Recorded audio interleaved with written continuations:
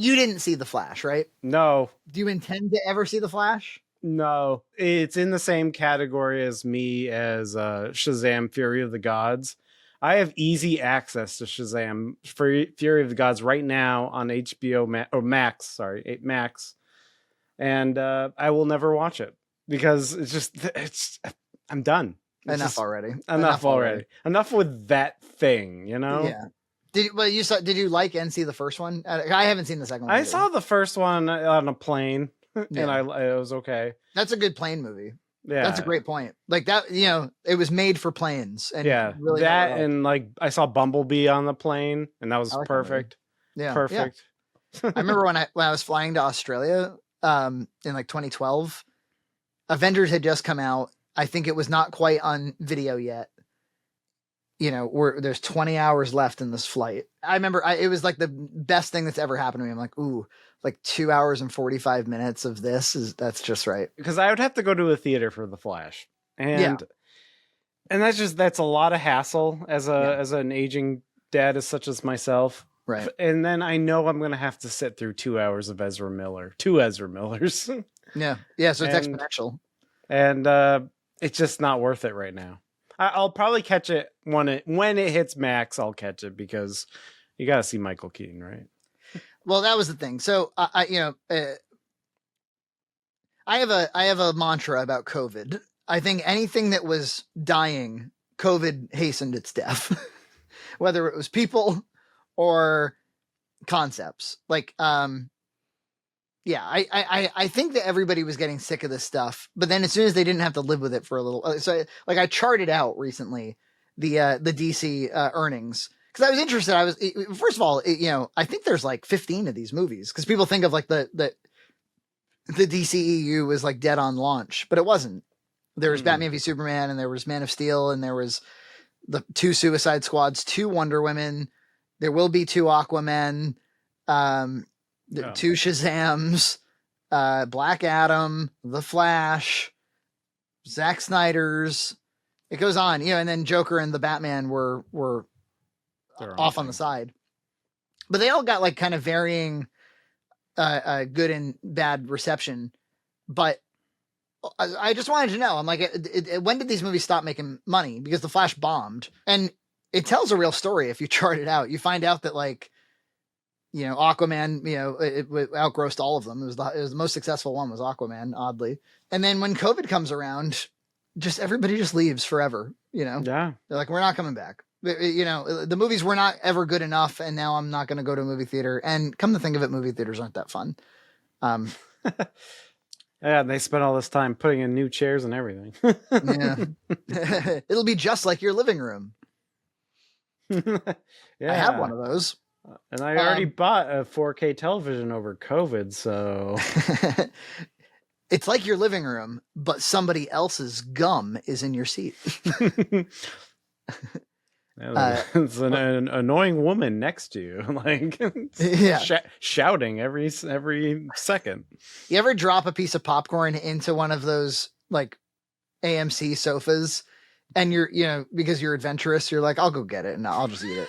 And then you hope it's not somebody else's. You realize this is probably somebody else's popcorn I'm eating right now.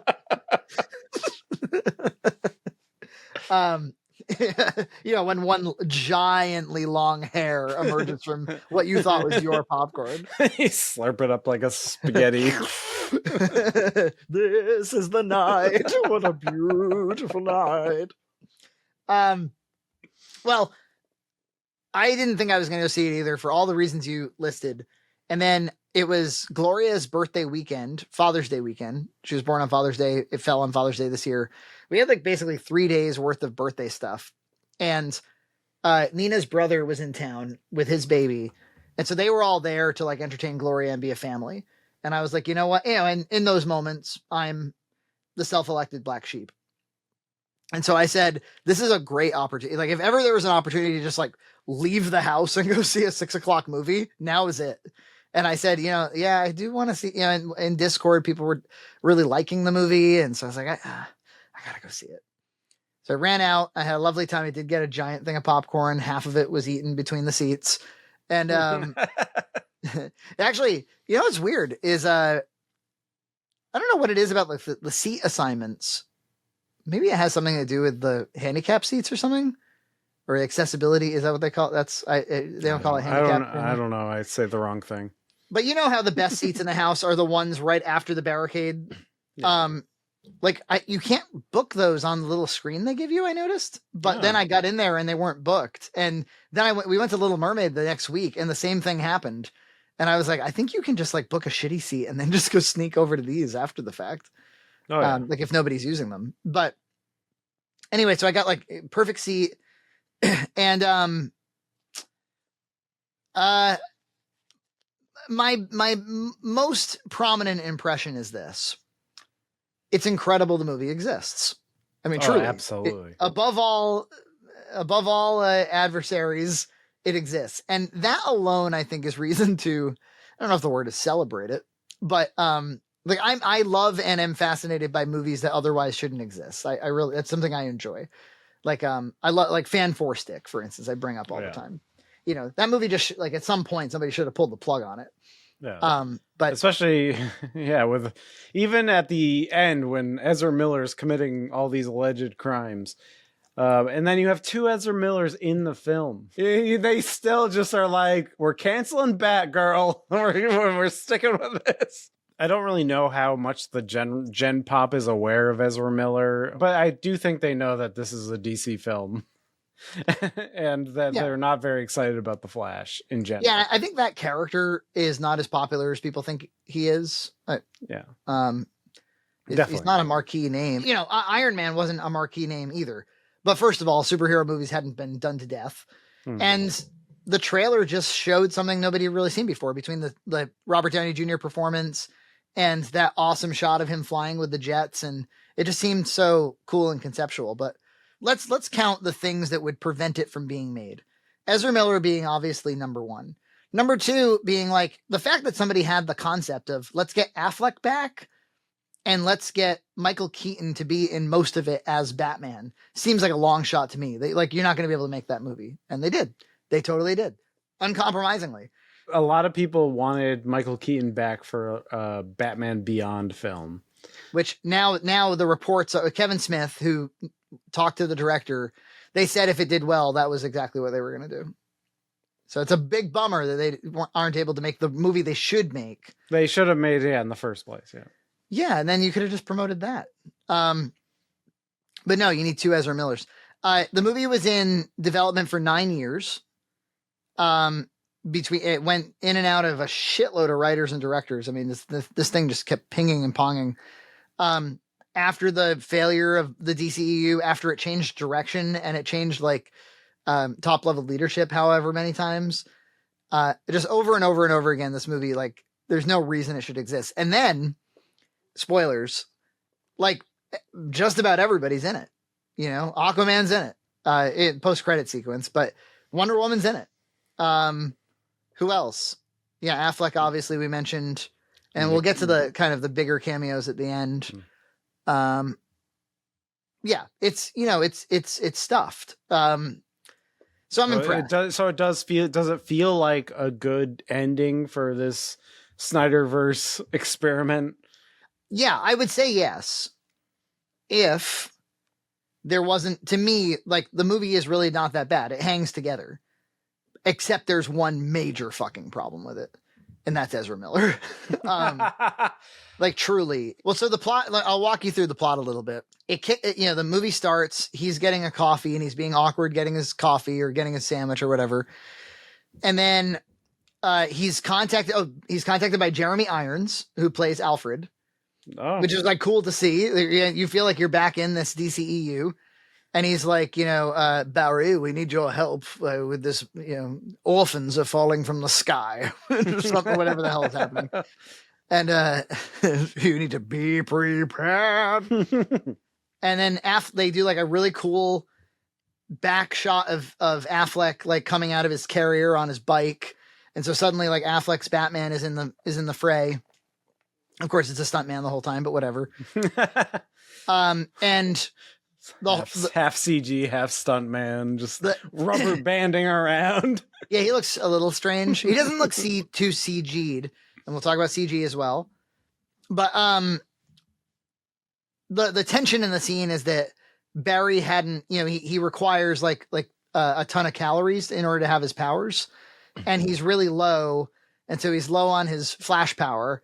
It's like a video game, and so he can't like save all the people who need saving, because he needs to, that like they did it in Sonic the Hedgehog. They did it obviously with Quicksilver in the X-Men movies. That thing where they slow everything down and then the fast guy is normal speed. They're doing that to like save a bunch of literally infants that are falling out of a building, which is really weird.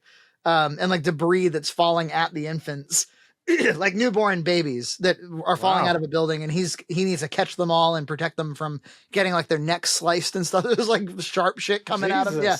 Yeah.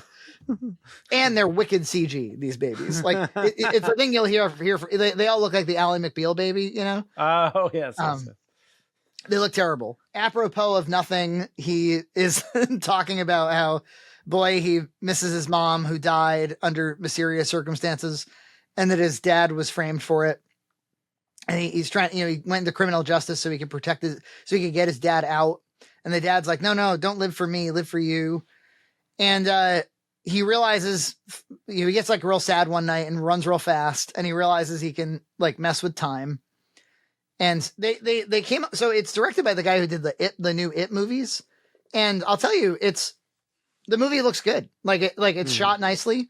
And it's not just shot nicely, but a lot of the visual concepts are really, really creative. Mm-hmm. Like, almost everything that he shows you is interesting to look at. Mm-hmm. And so like, the time travel thing, it's like him running in place in like a circular abstract stadium of continuities and memories, and everything like looks fake, but it's okay that everything looks fake because you're in this like abstract world. Mm-hmm. And I would say that, yeah, it's obvious that somebody pulled the plug on the budget at some point where they're like, just stop the bleeding, stop like doing all the CG. But because there's a lot of visual imagination throughout the whole movie, it's okay. From my perspective, it's like, well, because all you need for a good movie is to be able to suspend your disbelief. And yeah, like what they're presenting to me is normally visually believable enough. So yeah, the realism of the CG is not that important. Yeah, I've never really been bothered by weird CG unless the whole movie's bad. Like unless like the whole movie just doesn't come together and the visual ideas are messy or. Well, take for instance, remember that like alien at the end of Indiana Jones and the. Oh, you never saw it. I never saw it. I've only seen three Indiana Joneses. There's stuff where it's like the bad CG is clearly because somebody lacked imagination or didn't have a good idea to begin with, or whatever. But is the Scorpion King like coming out at the end of the Scorpion King? That thing, yeah, it looks like Play-Doh. Although at the time, I don't think that bothered me. Like, okay, I'm good. I'm good with the Mummy 2 is fun. Besides that Play-Doh guy, it hasn't aged well, but at the time. Made a lot of money. I thought it was a really fun adventure at the time. I didn't even know until like I've seen shots of it in my adult age, and I'm like, oh yeah, that looks awful. But so he decides that if he changes one little element of the past, this thing involving a can of tomatoes that his mom had to go back out to the store to pick up for like dinner she was cooking, that if she had gotten that in her car earlier or something, I can't remember exactly, something to do with the chronology of her grocery shopping, then she never goes home, she never dies. And so he's trying to like butterfly effect his way into her just not dying. And he like consults with Affleck, who is coming off real gritty and real alcoholic. I mean, his voice seems a little fried, but I gotta tell you, he's still a really good Batman. I'm like, that's a good Batman. He seems like just a bummed out, Oh, it makes sense for that version of Batman for sure. Yeah. He's like, everybody's dead. He's too old for this shit. Then maybe they'll get him back for a Batman Beyond someday. That would work. Yeah. Oh yeah. We're only 5 years away. I know. Seriously, he's gonna be like a wreck. Yeah. It's gonna be divorcing J-Lo soon. Who knows? So he goes to enact his plan, and he does it, and he's like, "Oh my god, I did it!" And then some mysterious figure body checks him out of the CG stadium. And he's like in his old neighborhood, but he thinks he's fixed everything. He interacts with his mom again. He can't believe it. And then he sees himself walking around. And it's his 18-year-old self on the day that he gets his power, hours before he gets his power. And he's supposed to be kind of a little bit more, the present day Barry is supposed to be a little bit more world weary and a little less annoying. But this young one, this 18-year-old one is like, I'm a douche. Full Ezra Miller. Like, go for it, dude. Make us all hate you as much as you want. And it just goes on, and they improv it. And then, he's like, well, we got to make sure that you still get your powers. And so they go to the lab where he got his powers, and they have to make sure that they're in the right spot where the lightning hits him. In this continuity, they kind of both get nailed by lightning. So it's like, it's all this like physical comedy constantly, but now the Mad Goose Wizard comment. Yeah, the Mad Goose Wizard. The Mad Goose Wizard. But our Barry loses his power. So it's that trope of like, oh, are you still the Flash if you don't have the Flash? But then the Barry who's not yet worthy is the Flash. So he has to he's his proxy. And then as they're trying to, then they find on the news that Zod is invading. And he's like, oh my God, this is the day that Zod invades. And so we'll need Superman. And they've discovered like, well, in this continuity, Kal-El never landed. And then he's like, well, what about Aquaman? And he calls Aquaman's dad, Boba Fett. And it turns out in this continuity, he's married to just like some fat lady, and he's not married to like Queen of the Sea or whatever. And then they're like, what about Wonder Woman? And they're like, she never came. I don't know. They just don't explain that one. And they end up like hanging out with these like losers that are his roommates. And they're all talking nonstop about how in their continuity, Back to the Future is starring Eric Stoltz instead of Michael J. Fox. And then they're like, so there's no Batman either. And they're like, oh no, there's a Batman, just nobody knows who he is. And that's when they roll up to Keaton's house. And it's the best part of the movie because they wander around the Tim Burton Batman castle for maybe 5 minutes. And so like that room full of like armor from Batman 89 where he goes, right. King of the Wicker People. Like, we all fought it like King of the Wicker People. He must have been King of the Wicker People. The long table where she goes, can you pass the salt? They make a pass the salt joke at one point. And this part's dumb. Keaton leaps out at them while they're in like the kitchen area, and he's like scraggly long hair and beard, and he's like all crazy. And that makes no sense to me. I'm like, that's not Michael Keaton's Batman, like all scraggly haired and like leaping out like a spider onto them. Yeah, that's an interesting choice. But then Barry uses his power and that calms him down. And then Keaton explains to them how the multiverse works. That's interesting. I mean, this is the movie we're dealing with here. And then they try to convince him. They're like, you have to help us stop Zod. So suddenly that's like part of the weakness of the script is like the whole thing becomes about suddenly like Barry's mission is to stop Zod in this continuity. And at one point, at least Keaton's like, why do you care about this continuity? He's like, because this is the one where my mom lives. And our Barry resents Douche Barry because Douche Barry never had to not have his mom. And so he's like, you have no idea how lucky you are. You're just all privilege. That's kind of an interesting concept. Yeah, the screenplay ain't bad. I mean, there's problems, but it overall, there's like a movie here. It's just that it's starring one of the most intolerable people twice that you've ever met, and it's really ruining. It like ruins every moment. And then they go to the Bat Cave, and you get to see all the suits. And here's like a big thing that shocked me. They never use the Batmobile in this movie. It's not even. Yeah. Did you see it at least? Yeah. They unveil it like, but other than that, that's all you get. You get a lot of the Batwing. The Batwing is all over the movie because they have to go location to location. Right. And Batman keeps taking them. And there was a new thing they invented for it, which is that the cockpit, remember that like on the toy, there was like a plastic cockpit. Oh yeah. That thing now is like gyroscopic, like that it can spin.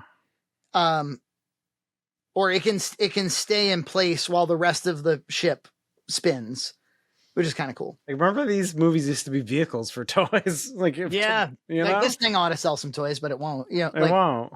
but there's no reason it couldn't have. Well, I mean, even, all of Disney's properties that they're ruining, nobody's buying the toys anymore. But some of that model was the kids will watch Saturday morning cartoons, and the cartoons will tie into the movie, and the commercials will be the cereals and the toys, and none of that's there. Yeah, and I guess most kids are on tablets and video games now too. So yeah, the market's a little bit different. Right. Yeah, so they're like, we need Batman's help to find Superman because only Superman can fight Zod. And they go, the capsule, from Krypton did land, but it landed in Moscow. It landed in Russia or in Siberia. And so we have to go to Siberia and go get it. And so Batman flies there with them. And you get dun-dun-dun-dun, it starts to, this is one of the big moments. You get a lot of Keaton Batman.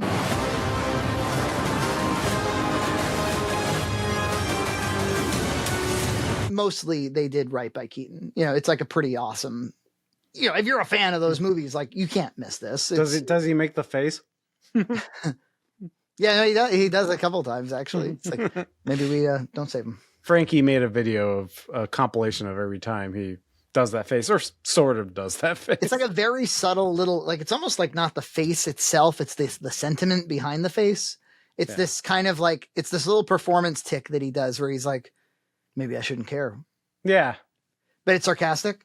It's hard to describe. It's something that's part of what he does in it with all of his characters. Yeah, he like for a moment makes like an upside down frown and like half shrugs. Yeah, looks away. They get to the capsule and like you're getting this amazing Batman 89 scene, and sure enough, man, Ezra Miller is in the background of every shot going derp derp derp derp derp derp derp derp. They actually find this like this prison that they were supposedly keeping Superman in, and it's like a big round thing, and he's like, oh my god, it's like a scrotum, and Batman has to be like, it's not a scrotum.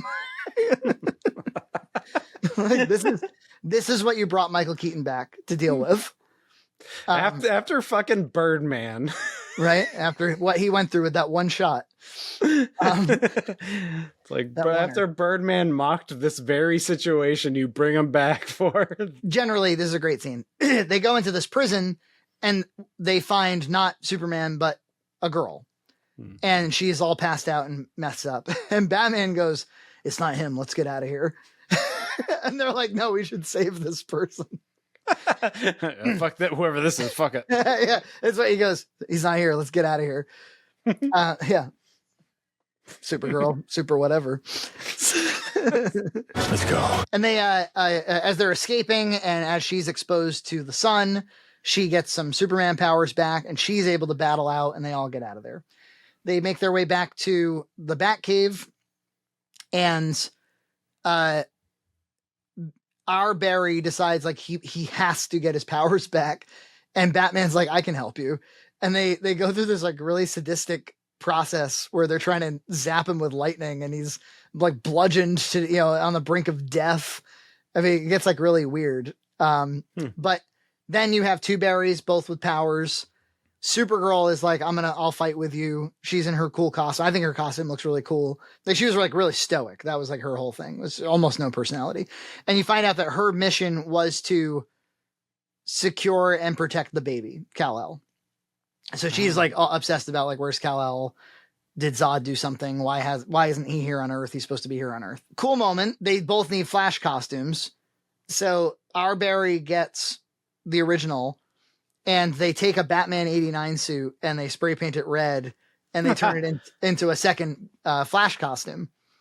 They then go to fight Zod, a la Man of Steel. In her coolest moment, Supergirl encounters Zod. She's like, what did you do with Kal-El? And he's like, the infant did not survive. And she goes like, she's like screams and goes ballistic. And it's a great moment. It's like, it really is like powerful. And she's like wailing on him. And then he ends up killing her. Stabs her through the fucking, abdomen. And then Batman is flying in the Batwing And something I've always noticed in all DC cartoons and comics is whenever like gods are fighting and Batman's just kind of there, he stays in the Batwing the whole time. He's always like doing sneaky shit in the Batwing. Well, he's smart. He's supposed to be the smartest man alive, right? Yeah. Or one of them. It's always good because they're always like punching each other. And he's like, oh, fuck this. I'm in my Batwing. Yeah, he's always like, maybe I can hack some computer and that will save everybody. I'm going to find out their weakness in the background. Yeah. Just a human. And he ends up like crashing and dying. Keaton's Batman does. So the Barrys, they're all that's left. And they go like, oh wait, we can together change time, right? So they start like running and so they bring them both back. But then Kara dies again. And then this time like Batman dies some other way. And he dies like in Barry's arms. He's like, I'm trying to bring you back. And he's like, you already have brought me back. You know, a nod to Keaton. They try again. And immature Barry starts trying. And mature Barry realizes quickly that like they can't repair this situation. And he's trying to explain to him. He's like, we're at like a, some point in time that can't be saved. This world can't be like Zod's going to destroy this world actually. So your mom never does live. Wow. Yeah. It's in this continuity, like everybody always dies. Oh, wow. So it almost, it kind of retcons Man of Steel to be more important than it was, you know? Yeah. Yeah. Because exactly. like, they're like, because that was a whole controversy of him actually killing Zod, right? Right. But it's like deeply necessary. Yeah. So then you find out in like that time warp stadium that the guy who body checked him at the beginning of the movie is himself. Immature Barry is starting to like, he keeps like suffering new injuries every time he's getting like these things that are like slicing it from Zod or slicing into his arms, and he's becoming kind of like disfigured. And so then like old Barry, I don't know, like 60-year-old Barry is all like kind of disformed and disfigured, and he's still trying to like fix continuities, and he's like destroying everything, and it's him who caused some of this in the first place. And so our Barry kind of has to like let it all go. And then there's this big grand moment where you see like the entire DC multiverse, and they show you George Reeves Superman, CG, black and white, but it's all abstract. And then, the big hero moment is Christopher Reeve comes out, and then like the Supergirl from the 70s comes out and stands next to him. And it's, it's supposed to be a big applause moment. Now the CG is a little bit flat and weird and whatever, but it's not Luke Skywalker, because Luke Skywalker had to like carry scenes and speak and all the rest. It wasn't just like, he just has to look somewhat convincing and you get it. And some people were saying that it's like offensive to do it. I'm like, I don't really see how just showing the image of him is offensive, but I don't know. Somebody got paid. The Christopher Reeve estate got totally paid. and they do a number of other like nods and stuff, others that escape me. But then EJ, something happens that is worth the entire price of admission for the entire movie. The only thing I was thinking about when I left, the only thing I've been thinking about since I saw it. You see what appears to be maybe a Superman, and you realize that it has long black hair, and you realize, and it's definitely Nicolas Cage. And if it's Nicolas Cage, it's Nicolas Cage. But then he starts flying around and shooting red lasers out of his eyes at a giant spider. Amazing. For maybe like 60 seconds. And for those 60 seconds, you get the best version of John Peters' Superman movie in the 90s. You're like, wow, this is what it would have been. It never would have been this in the 90s, but I have to say, like, as stupid as like he's going to fight a spider, and as stupid as Nick Cage is going to be a long black-haired Superman, you know what? It was working. I was like, this is a cool looking movie. So yeah, the documentary "Death of Superman Lives" is amazing. It's really good. Yeah, I love that. And definitely, that's a great callback to that whole. Yeah, saga. if you know, as the kids say, and if you're like, wow, I can't believe they did that.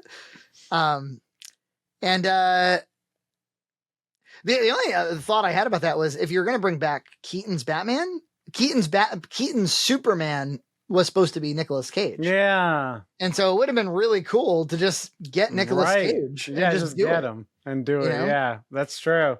Yeah, because it would have been in that same continuity. All right, well. But the theory is, or what I've heard is, their plan at some point in their leadership struggle at DC.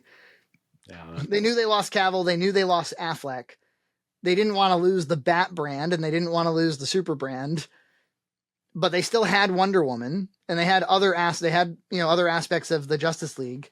The plan was to do Batgirl with Joss Whedon, who had just directed Justice League, and have Michael Keaton's Batman mentor her.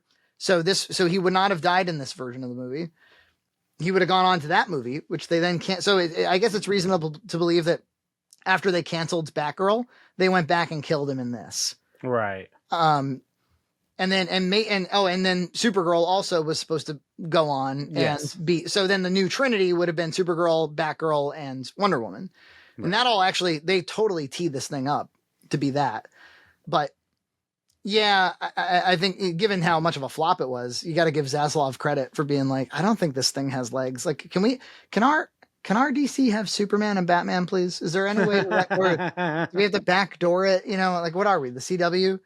That's true. He's able to like go back to the moment where when his mom's in the supermarket with the can of tomatoes, he sets the can of tomatoes back and he is able to have a final moment with his mom incognito. And he lets her die and lets her go. And then he comes back to his continuity. He's able to exonerate his dad because a slight butterfly effect thing causes it so that there's like security cam footage now that exonerates him. And then he gets a call from Bruce Wayne. And he's like, "Oh my God, Bruce, I actually did it. I actually went back in time." And he's like, "Stay right there. I'll be right there." And a Lamborghini or something rolls up. And you start to realize you're like, wait, is this going to be Keaton? Is this going to be Affleck? Who's it going to be? And George Clooney steps out, and they do a little laugh, and then the movie ends. And that's The Flash. Jesus. Yeah.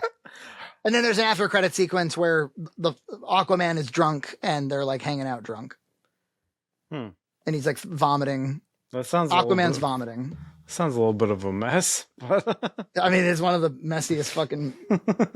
At least the post-credit scene things don't sound that great, but it's still, there was I'm looking at my notes to see if I missed anything. There's a moment where douchey Ezra goes, "Holy Funyuns!" Michael Shannon, he plays Zod. I'm pretty sure he's like a CG face, like the whole movie. Did you see like the interviews of him like after the fact? He's like. It's amazing. Like they saw Man of Steel, right? They saw Man of Steel, right? And then they're talking about multiverses, and I'm like, I don't know what any of this is. I'm like, they saw Man of Steel, right? My manager's like, yeah, they saw Man of Steel, but it's different. I'm like, what is it? It's a multiverse. I'm like, I don't know what that means. I think this is one of the most troubled movies of all time. Yeah. Oh, yeah. Especially with how awful it did in the box office and worldwide. Yeah. That would have been, because of course, famously, James Gunn was out there being like, it's one of the best superhero movies ever made. And it's like, all right. So he's lying to us. Yeah.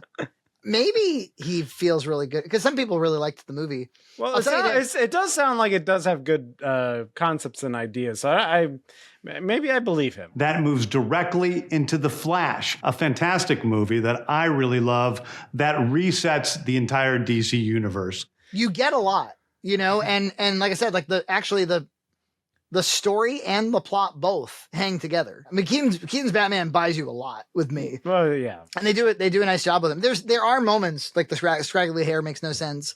And there's moments where like,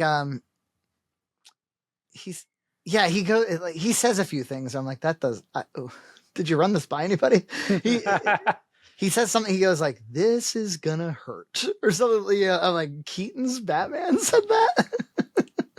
And of course he is kicking ass being CG and stuff at times too, which is also kind of weird. But even when it's modern movie, when it feels and looks like a modern movie, I gotta say, like, the design of that Batsuit, like, it just pops. Batman, you know, you really feel it.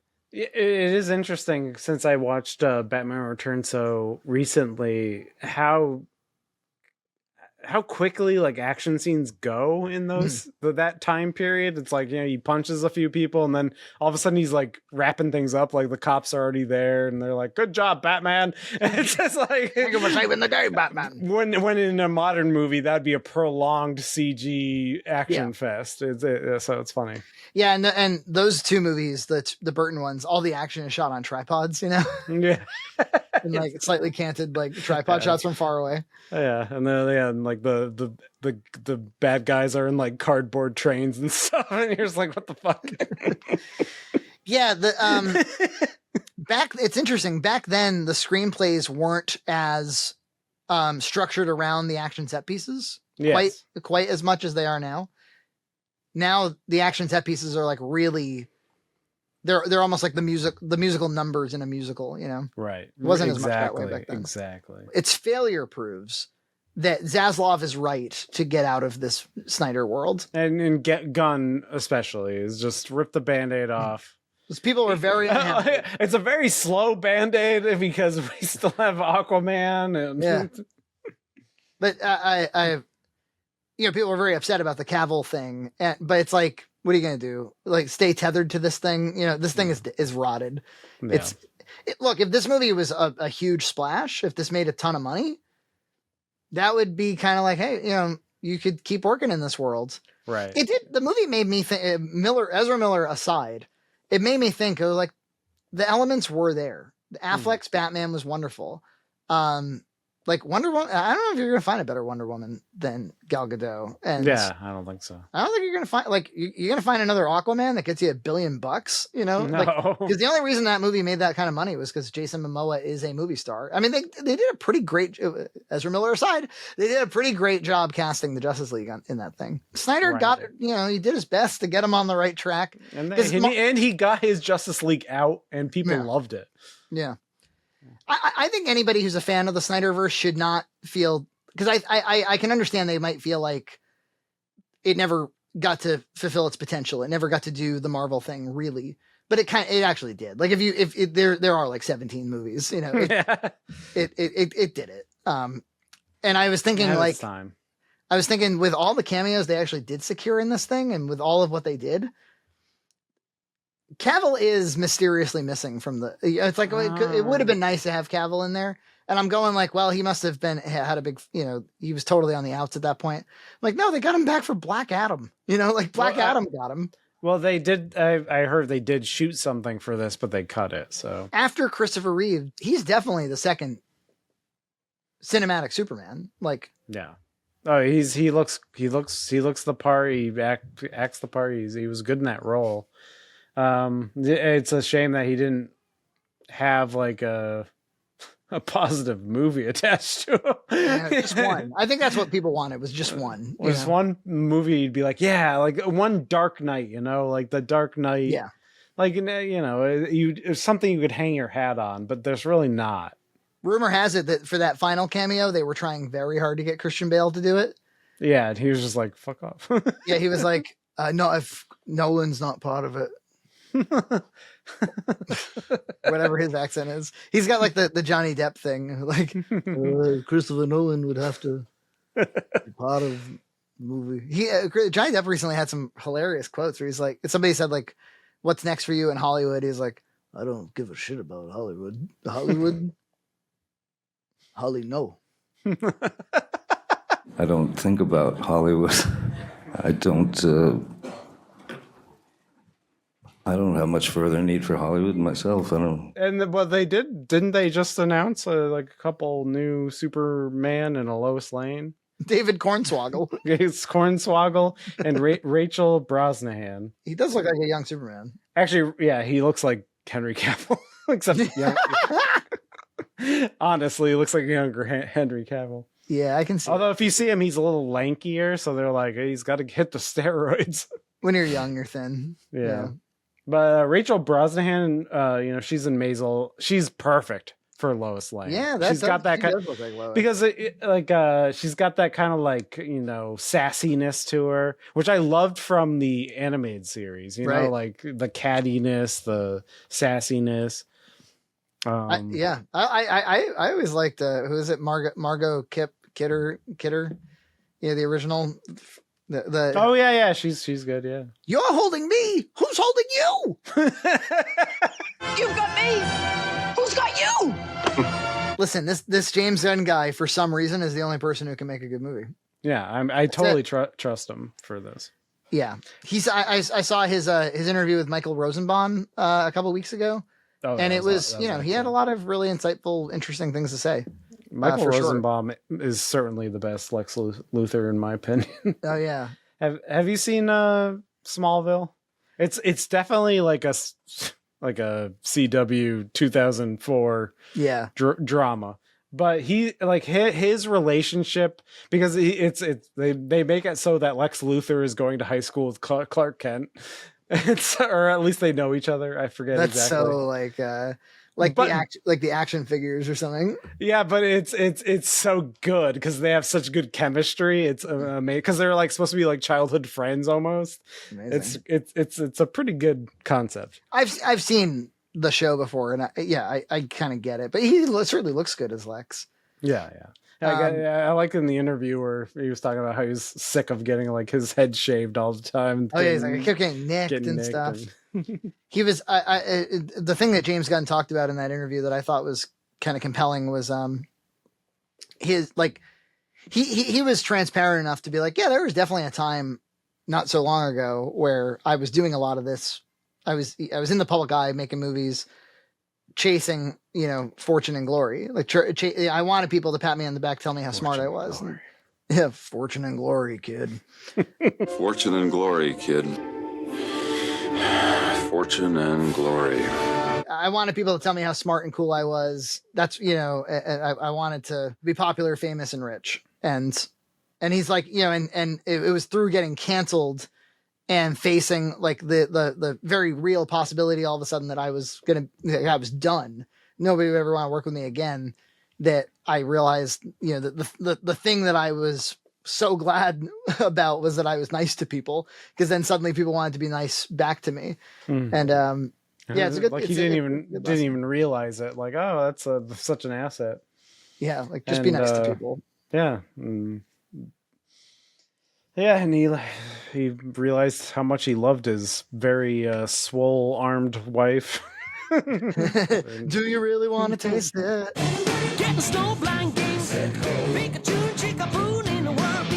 Subscribe to Red Cow Entertainment on Patreon for full episodes every other week.